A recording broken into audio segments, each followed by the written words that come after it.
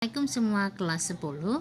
Kesempatan kali ini kita akan melanjutkan materi sebelumnya tentang stoikiometri. Stoikiometri sebelumnya kita sudah diberikan tentang bagaimana cara menentukan massa atom relatif atau MR apabila AR atau atom relatifnya diketahui.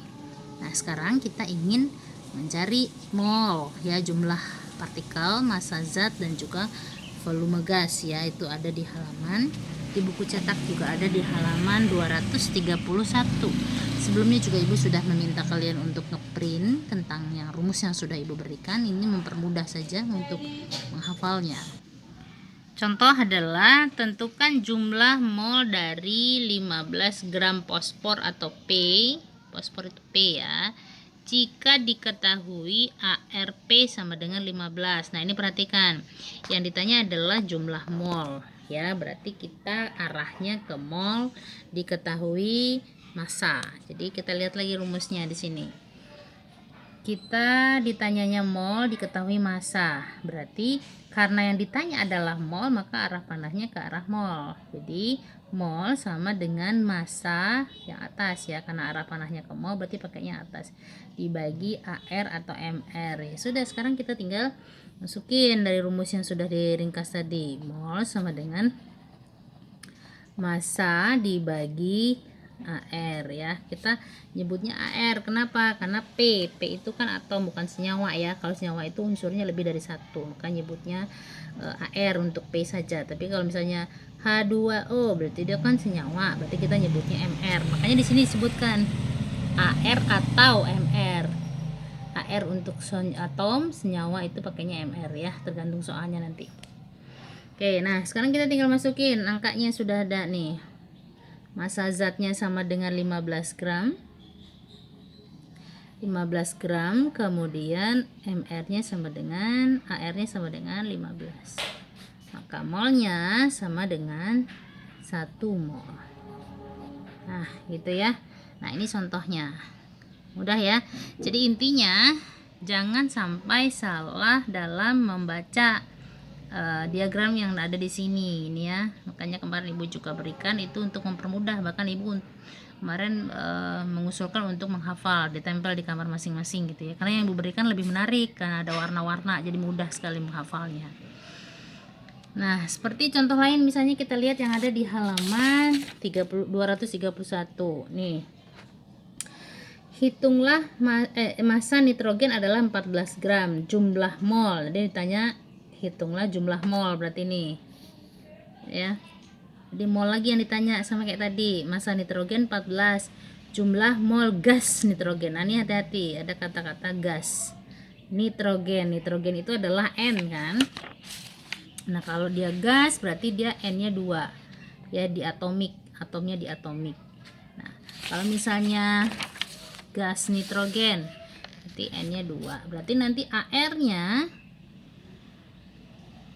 disebutnya, ini massa nitrogen adalah 14. Nih, massa nitrogen atau N2, ya, sama dengan 14. Kemudian tentukan jumlah mol. Molnya berapa jika AR-nya sama dengan 14. Nah, perhatikan. Mol adalah tadi sudah, ya, contoh yang pertama, massa dibagi MR. Kita nyebutnya MR karena N-nya 2 nih. Jadi bukan lagi AR, kalau N-nya saja atau N-nya 1, gitu, ya. Maka massanya berapa? 14 gram. Masukkan angka 14 gram. Nih, massa, ya. Kemudian AR-nya, MR-nya berapa? Kan MR sudah, ya, kemarin, ya. MR itu sama dengan AR ditambah AR, ya. Ya, RN maksudnya, ya, sama-sama N. Karena N-nya ada 2.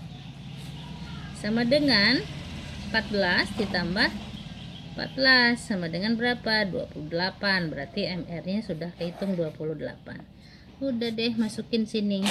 14 dibagi 28. Berapa molnya? 0,5 mol. Gitu. Gampang, ya.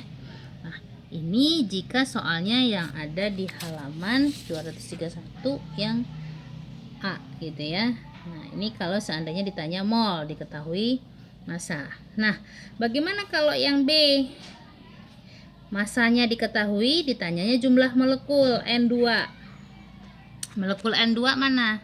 Kita lihat ke jumlah molekul. Berarti ditanya jumlah partikel, diketahui massa.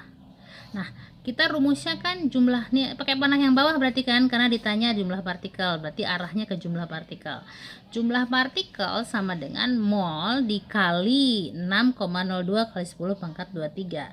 Berarti cari dulu molnya, karena yang diketahui adalah massa. Nah, kebetulan yang A kan tadi sudah ketemu molnya. Ya, mol N2 kan soalnya sama nih ya.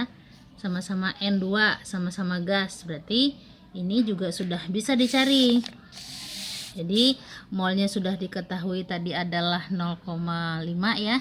Nih, maka jumlah partikelnya sama dengan rumusnya bisa dilihat lagi tadi nih. Jumlah partikel sama dengan mol dikali 6,02 kali 10 pangkat 23.